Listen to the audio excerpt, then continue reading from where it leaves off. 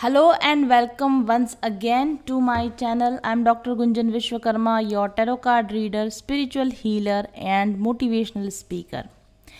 आज का मेरा सवाल टैरो से था कि what is your biggest regret, यानी कि लाइफ में अब तक आपने जो कुछ भी एक्सपीरियंस गेन किए, हमें से हर एक को रिग्रेट्स होते हैं कि हमने गलती कर दी, हमें ऐसा नहीं करना चाहिए था। लेकिन एक ऐसा कोई रिग्रेट जिस पर इस वक्त आपको ध्यान देने की ज़रूरत है, इस वक्त आपको काम करने की ज़रूरत है।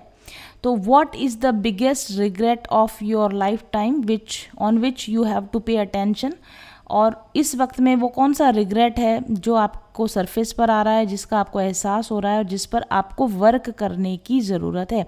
इस सवाल के जवाब में मुझे जो कार्ड मिला है टैरो से वो है नर्चरर ऑफ फॉसिल्स। पिग कार्ड है ये, नर्चरर ऑफ फॉसिल्स, और ये हमारे क्लासिकल टैरो में इस कार्ड को क्वीन ऑफ पेंटिकल्स जो कार्ड होता है, ये वो वाला कार्ड है।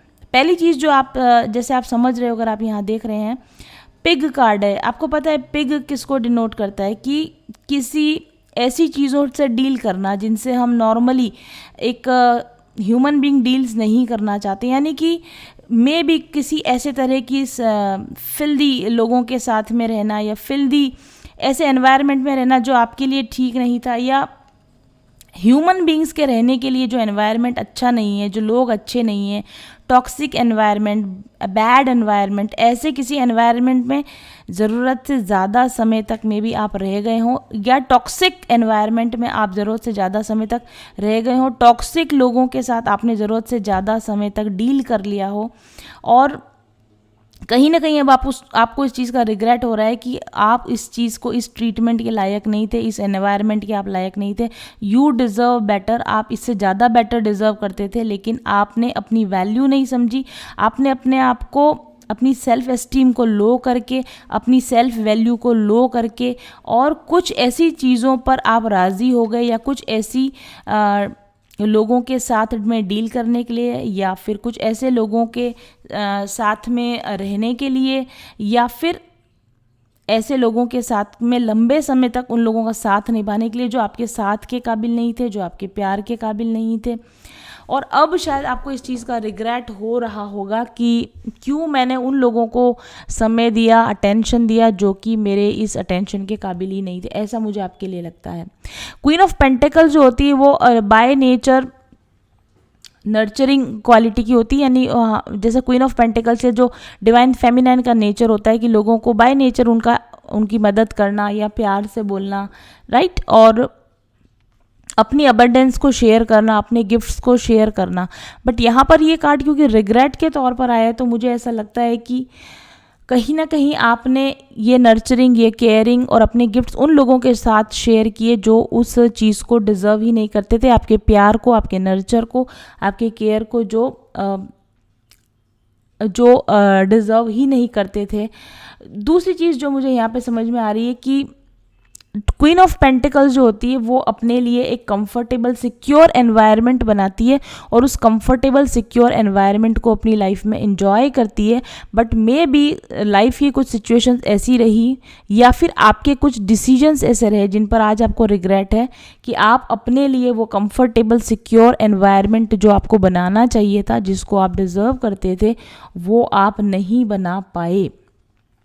एक और चीज़ जो मुझे समझ में आ रही है कि शायद आपको ये भी रिग्रेट रहा हो कि आपको ज़्यादा समय नेचर के साथ में या अपने आप के साथ में बिताना चाहिए था, अपने आप को सेल्फ लव देना, सेल्फ केयर करना नेचर के साथ में, या ऐसे लोगों के साथ जो सपोर्टिव लोग थे, जो लविंग केयरिंग लोग थे, उनके साथ आपको ज़्यादा अच्छे स्ट्रॉन्ग बॉन्ड्स बनाने की ज़रूरत थी। समय रहते आपको अपने सपोर्टिव ग्रुप को मजबूत करने की ज़रूरत थी, अपने आप को ज़्यादा ग्राउंडेड रखने की ज़रूरत थी, अपने आप को अपने खुद के सेल्फ लाइफ के लिए फोकस्ड रखने की ज़रूरत थी, अपने करियर पर फोकस रखने की आपको ज़रूरत थी, जिस समय पर आपने वो फोकस अपने आप पर नहीं रखा, अपने करियर पर नहीं रखा। और जिन लोगों को आपकी लाइफ में होना चाहिए था, जो लविंग केयरिंग सपोर्टिव लोग थे, उन लोगों का समय रहते आपने सपोर्ट गेन आप नहीं कर पाए, और इसी वजह से कहीं ना कहीं आप समय में अपने गलत डिसीजंस की वजह से किसी ऐसे एनवायरनमेंट या ऐसे लोगों के बीच में या ऐसी फाइनेंशियल कंडीशंस में आप फंस गए जो कि आपको लगता था कि आप ठीक कर सकते थे समय रहते, बट आपके बिगड़े हुए फोकस के कारण, कंसंट्रेट ना हो पाने के कारण आपने वो डिसीजंस लेने में देरी कर दी या गलती कर दी, और इस बात का आपको आज रिग्रेट होता है। मुझे ऐसा भी लगता है कि आपने अपने आप को लाइफ में, इस जर्नी में आपने अपने आप को काफ़ी नेग्लेक्ट किया, अपनी अंडर वैल्यू करी, आपने अपनी वैल्यू कम करी। हाँ, सेल्फ अपने आप को कम करके आंकते रहे, हमेशा लोगों की तुलना में कंपैरिजन करे तो आपको लगता होगा कि नहीं, मैं इतना अच्छा नहीं हूँ, मैं इतनी अच्छी नहीं हूँ, कंपैरेटिवली दूसरे लोग ज़्यादा आपसे अच्छे हैं, ठीक है। और आपने हमेशा, और आपकी खुद की क्वालिटीज़, आपकी जो अच्छी क्वालिटीज़ हैं उनको आपने हमेशा कम करके आंका, और क्योंकि आपने खुद अपने आप को हमेशा अंडर वैल्यू रखा, इसलिए फिर लोगों ने भी आपको डिसरेस्पेक्ट किया हो या आपकी वैल्यू ना की हो। और अब इस चीज़ का शायद आपको समझ में आ रहा है, या लोगों ने आपकी स्किल्स का फ़ायदा उठा लिया हो, आपके रिसोर्सेज का फ़ायदा उठा लिया हो, आपको मिलने वाली अपॉर्चुनिटीज़ का फ़ायदा दूसरे लोग उठा के ले गए और आप कुछ नहीं कर पाए उस समय पर अपने लिए। इस चीज़ का रिग्रेट भी आपको हो सकता है।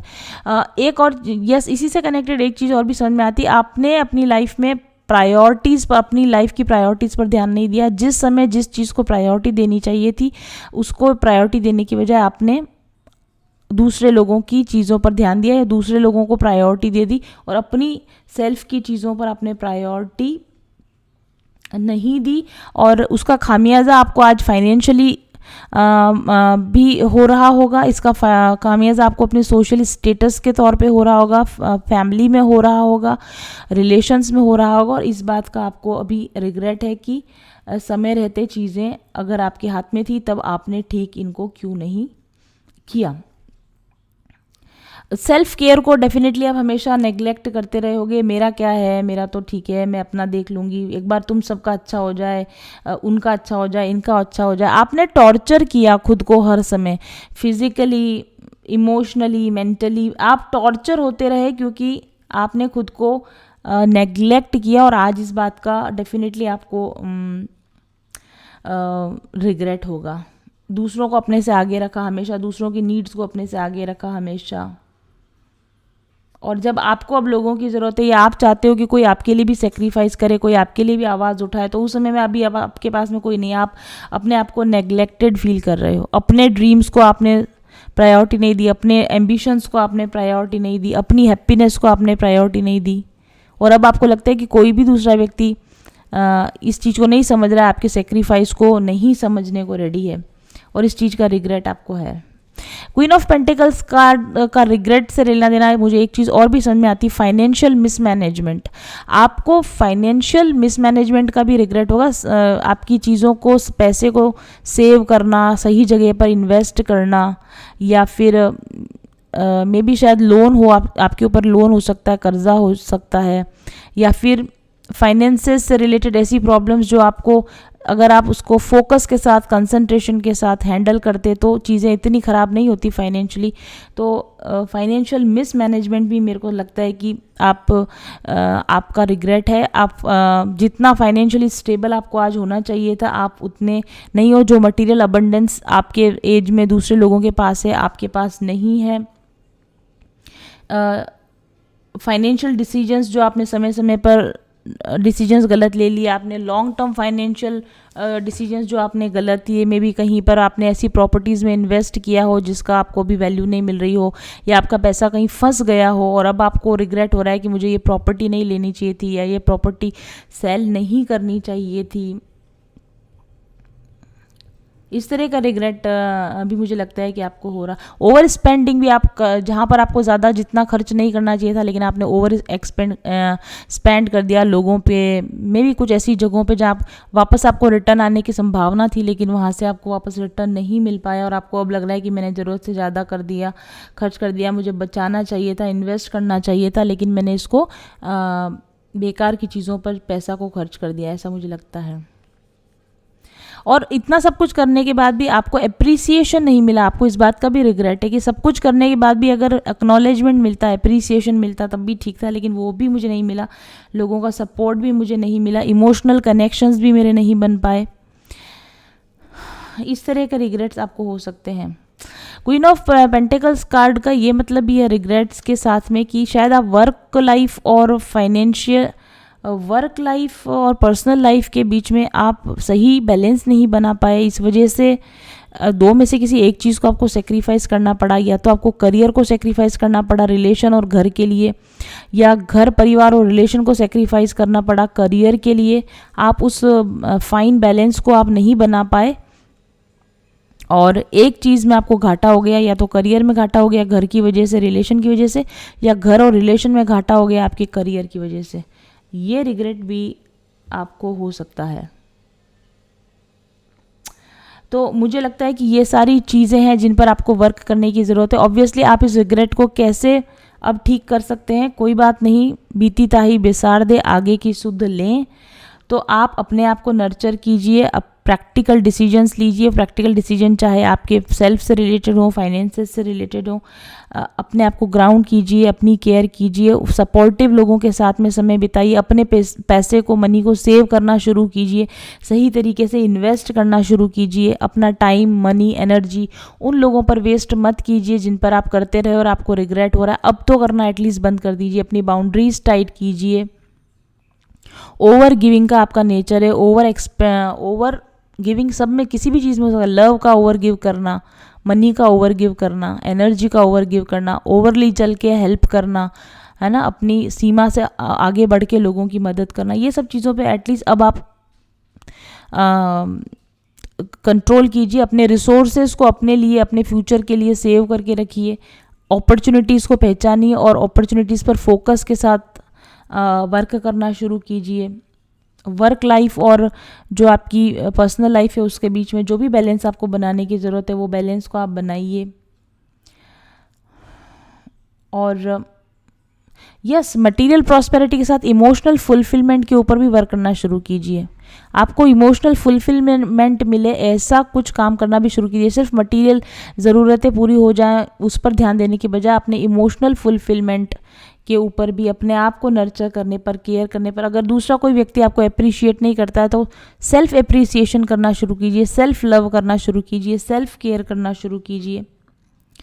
ये सारी चीज़ें मुझे आपके लिए समझ में आती हैं।